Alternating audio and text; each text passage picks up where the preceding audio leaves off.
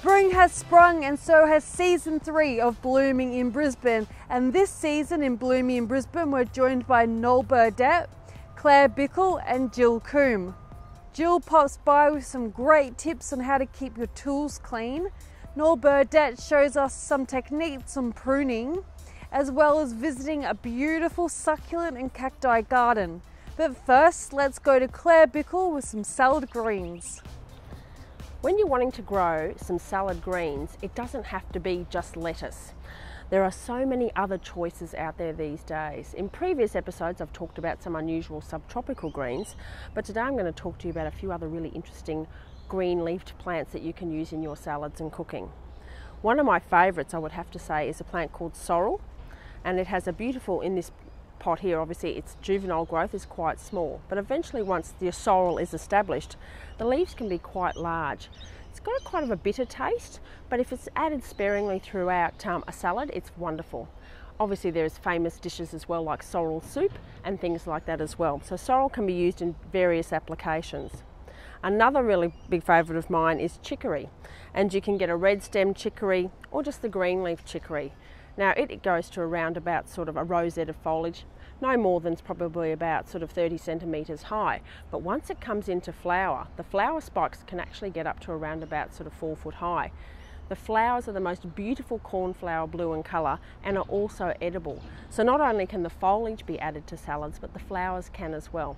Once again, it tends to have a little bit of a bitter taste, and I find in my backyard I actually have to keep it a little bit under lock and key. If my chooks are out, they come along and demolish it. So it can also be used quite successfully as a poultry fodder as well.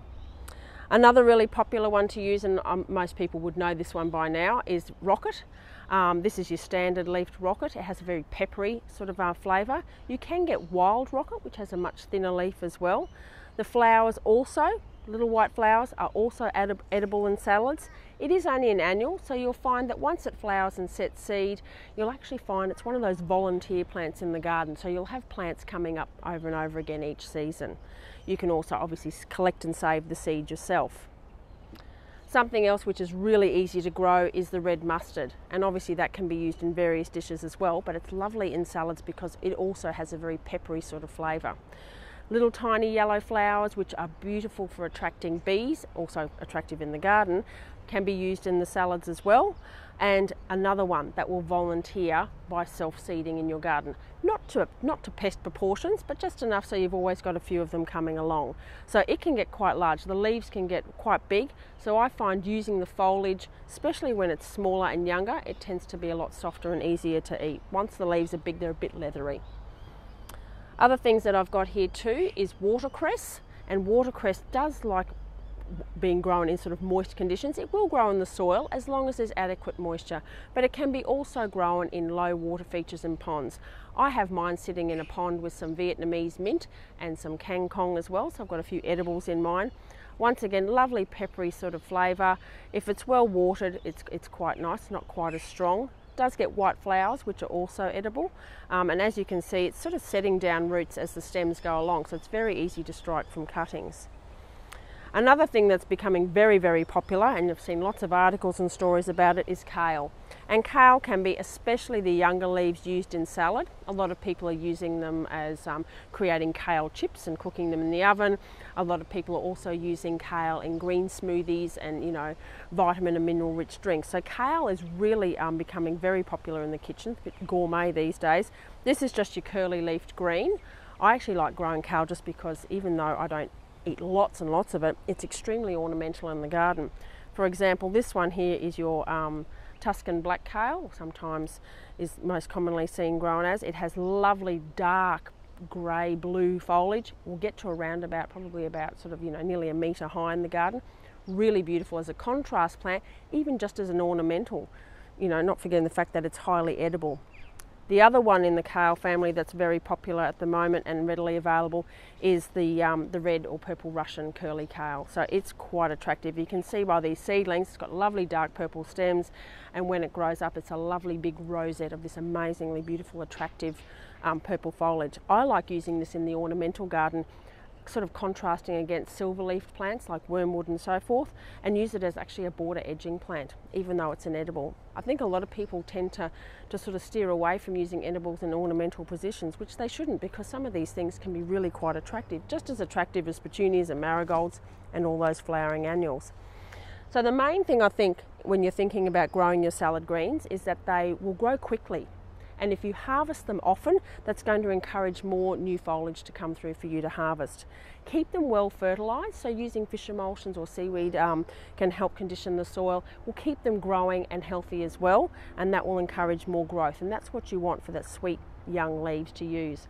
You can grow them in the garden. You can easily grow them in any form of bowl, terracotta, plastic and so forth, in troughs, even in hanging baskets. And like I said, the watercress will even lend itself to some water garden and ponds.